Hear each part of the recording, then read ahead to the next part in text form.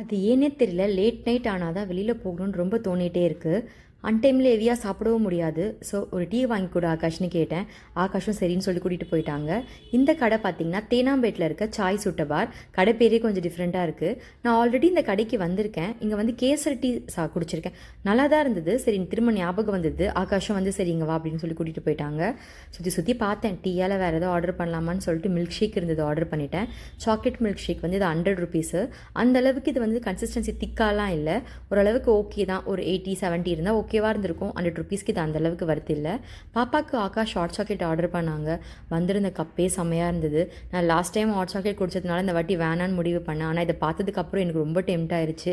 அவகிட்டேருந்து வாங்கி ஷேர் பண்ணிக்கிட்டேன். 3 பேரும் எல்லாத்தையுமே ஷேர் பண்ணி குடித்தோம். இந்த கடையில் வந்து 12 PM வரைக்கும் இந்த கடை ஓப்பனில் இருக்கும். ஒரு ஸ்பீக்கரில் ஒரு செம்ம சாங்ஸ் போட்டு நல்லா அந்த டைமே எங்களுக்கு ரொம்ப ப்ரெஷியஸாக இருந்துச்சு.